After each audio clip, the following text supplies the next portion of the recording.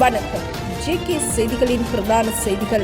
முதலில் தலைப்புச் செய்திகள். பிறந்திருக்கும் இப்புதிய ஆண்டு பிரகாசமும் நம்பிக்கையும் நிறைந்த ஆண்டாக மலர வேண்டுமென ஜேகே செய்தித்தளம் வாழ்த்துதல்களை தெரிவிக்கின்றது. பிறந்திருக்கும் தமிழ் புத்தாண்டை முன்னிட்டு ஜனாதிபதி, பிரதமர், எதிர்க்கட்சித் தலைவர் உள்ளிட்ட பலரும் வாழ்த்துதல்கள்.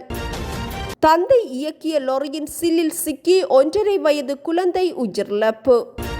கூரை மீது பொருத்தப்பட்டுள்ள சூரிய மின்சக்தி அமைப்புகளை தற்காலிகமாக நிறுத்துமாறு இலங்கை மின்சார சபை அறிவிப்பு. கிளிநொச்சியில் 16 சிறுவர்களை துஷ்பிரயோகம் செய்த விளையாட்டு பயிற்றுனர் தொடர்பில் தகவல். இளம் விஞ்ஞானிகளின் ஆராய்ச்சி மாநாட்டில் இலங்கை வெண்கலப் பதக்கங்களை சுவீகரித்துள்ளது. ஈஸ்டர் தாக்குதல்கள் தொடர்பில் FBI-யின் அறிக்கை நீதிமன்றில் சமர்ப்பிப்பு.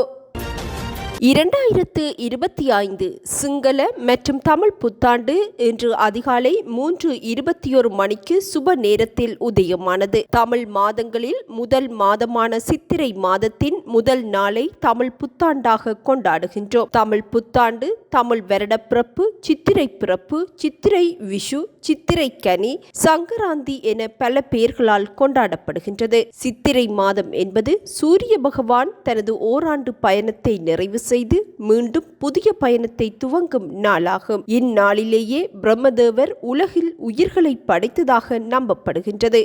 சூரிய பகவான் மேஷம் துவங்கி மீனம் வரை 12 ராசிகளிலும் தனது பயணத்தை நிறைவு செய்வதை ஒரு ஆண்டு என்கின்றோம். இந்நிலையில் விசுவாசுவ என்ற பெயரை கொண்டு சித்திரை புத்தாண்டு இன்று அதிகாலை மலர்ந்துள்ளது. புது வருடம் வாக்கிய பஞ்சாங்கத்தின்படி அதிகாலை 2:29 மணிக்கும், திருக்கணித பஞ்சாங்கப்படி இன்று அதிகாலை 3:21 மணிக்கும் பிறந்தது. புத்தாண்டில் சிவப்பு நிற பட்டாடை அல்லது சிவப்பு கரை வைத்த வெள்ளை புது வஸ்திரம் அணிய வேண்டும். கைவிசேடம் பரிமாறுவதற்கு இன்று காலை 6:05 முதல் காலை 7:10 வரையும், காலை 9:05 மணி முதல் இரவு 9:56 மணி வரையும் சுப நேரமாக குறிப்பிடப்பட்டுள்ளது. இதேவேளை 2024 ஆண்டு ஜேகே செய்தித்தளத்திற்கு தமது ஆதரவுகளையும் அன்பையும் தெரிவித்து வந்த அனைத்து நேயர்களுக்கும் நன்றிகளை தெரிவித்துக் கொள்ளும் ஜேகே செய்தித்தளம். பிறந்திருக்கும் 2025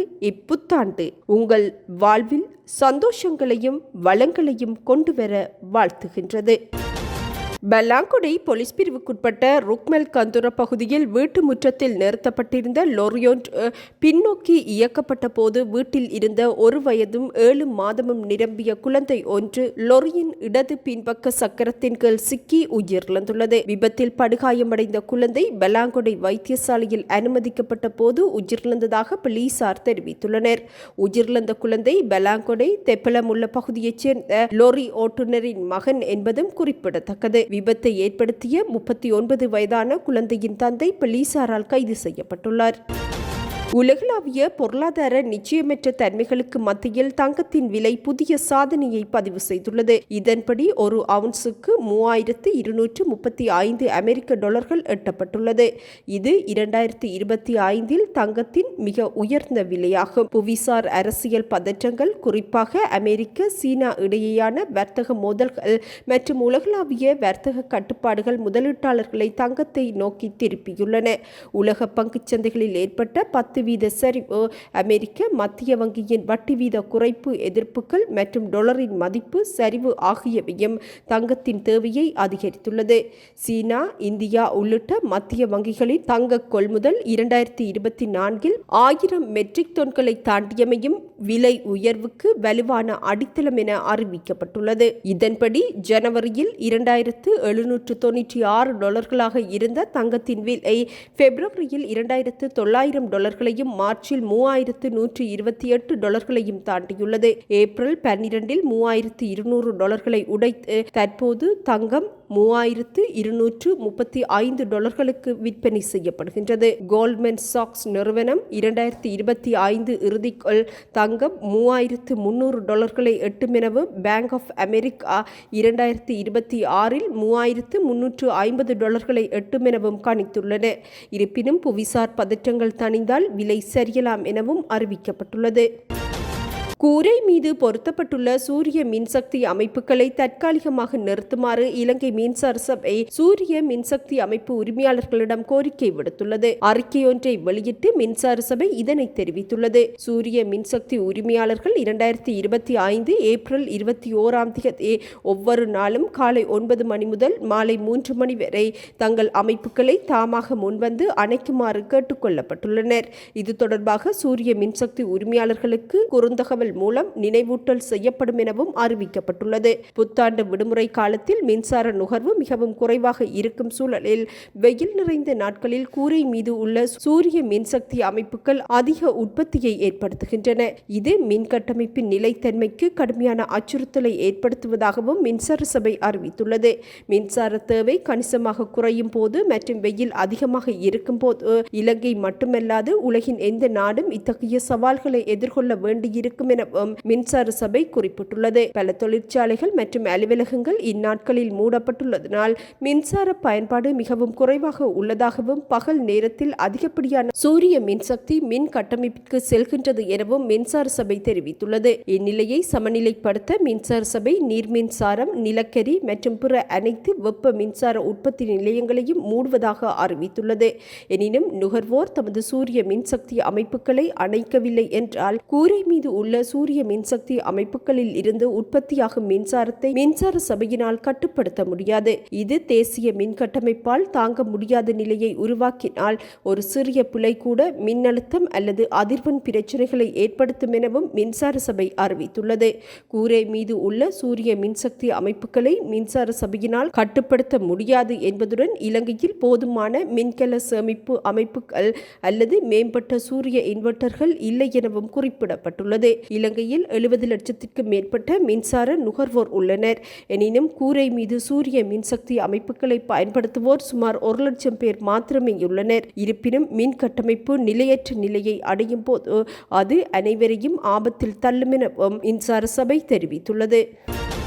பேராதனை பல்கலைக்கழகத்தில் கல்வி கேட்கும் மகள் புத்தாண்டு விடுமுறைக்காக யாழ்ப்பாணம் வந்தபோது அவரை அழைத்துச் செல்வதற்காக சென்ற தந்தை விபத்தில் சிக்கி உயிரிழந்துள்ளார். புன்னாலை கட்டுவான் வடக்கு சந்திக்கு அருகில் நேற்று அதிகாலை இந்த விபத்து இடம்பெற்றுள்ளது. விபத்தில் கிழக்கு பெலாலியைச் சேர்ந்த கந்தவனம் செல்வநாயகம் என்ற 62 வயதுடைய நபரே உயிரிழந்துள்ளார். பேராதனை பல்கலைக்கழகத்தில் இருந்து புத்தாண்டு விடுமுறைக்காக யாழ்ப்பாணத்திற்கு பேருந்தில் வந்த மகளை அழைத்துச் செல்வதற்காக சென்ற நிலையில் அழைத்துச் செல்வதற்காக உயிரிழந்த நபர் அதிகாலையில் பெலாலியில் உள்ள தனது வீட்டில் இருந்து யாழ்ப்பாணம் நோக்கி மோட்டார் சைக்கிளில் பயணித்துள்ளார். இதன்போது மழை பெய்து கொண்டிருந்த நிலையில் பழுதடைந்து வீதியில் நிறுத்தப்பட்டிருந்த உளவு இயந்திர பெட்டியுடன் மோட்டார் சைக்கிள் மோதியதில் இந்த விபத்து இடம்பெற்றுள்ளது. விபத்து தொடர்பாக உளவு இயந்திரத்தின் சாரதி கைது செய்யப்பட்டுள்ளதுடன் மேலதிக விசாரணைகள் முன்னெடுக்கப்பட்டுள்ளன. சிறந்த மற்றும் புதியதொரு தேசத்தை உருவாக்கும் கனவிற்காக இடைவிடாமல் போராடும் வேளையில் நாம் தமிழ் மற்றும் சிங்கள புத்தாண்டை கொண்டாடுவதாக ஜனாதிபதி அனுரகுமார திசாநாயக்க தெரிவித்துள்ளார். இன்றைய சமூகம் பல்வேறு பிரிவுகளால் வேறுபட்டிருந்தாலும் புத்தாண்டு போன்ற கொண்டாட்டங்கள் பிரிவுகளை கலைந்து சமூகத்திற்குள் மீண்டும் ஒற்றுமை, நல்லிணக்கம் மற்றும் சக வாழ்வை பாதுகாப்பதற்காகவே உருவாக்கப்பட்டுள்ளதாக ஜனாதிபதி வெளியிட்டுள்ள வாழ்த்துச் செய்தியில் குறிப்பிட்டுள்ளார். சக வாழ்வை ஊக்குவித்து மற்றவர்கள் மீது கருணை காட்டும் ஒழுக்கத்தின் இருப்பை எமக்குள் ஏற்படுத்திக் கொள்வதே இப்புத்தாண்டில் நமது பொறுப்பு எனவும் ஜனாதிபதி அனுரகுமார திசாநாயக்க தெரிவித்துள்ளார். வளமான நாடு, அழகான வாழ்க்கைக்காக நாம் ஒன்றிணைந்து செயற்பட்டு வரும் இவ்வேளையில் மலர்ந்துள்ள புத்தாண்டை புதிய எதிர்பார்ப்புடனும் புதிய தொலைநோக்குடனும் வரவேற்க வேண்டும் என பிரதமர் ஹரிணி அமரசூரிய தெரிவித்துள்ளார். எமது வாழ்வின் அனைத்து அம்சங்களையும் புதுப்பிக்க வேண்டிய தேவையுள்ள நேரத்தில் இப்புத்தாண்டு மலர்ந்துள்ளதாகவும் அவர் குறிப்பிட்டுள்ளார்.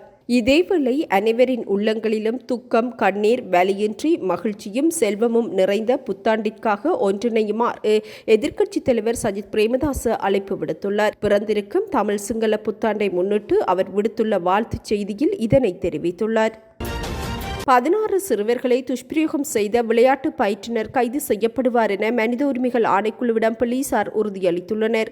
கிளிநொச்சியில் 16 சிறார்களை பாலியல் துஷ்பிரயோகத்திற்கு உள்ளாக்கிய விளையாட்டு பயிற்றுனர் விரைவில் கைது செய்யப்படுவார் என இலங்கை மனித உரிமைகள் ஆணைக்குழுவின் யாழ் பிராந்திய இணைப்பாளர் டி கனகராஜிடம் கிளிநொச்சி போலீசார் உறுதியளித்துள்ளனர். தொலைபேசியின் ஊடாக தொடர்பு கொண்டு வினவிய போதே அவர்கள் இவ்வாறான உறுதியை தனக்கு வழங்கியதாக இலங்கை மனித உரிமைகள் ஆணைக்குழுவின் யாழ் பிராந்திய பிராந்திய இணைப்பாளர் கனகராஜ் தெரிவித்துள்ளார்.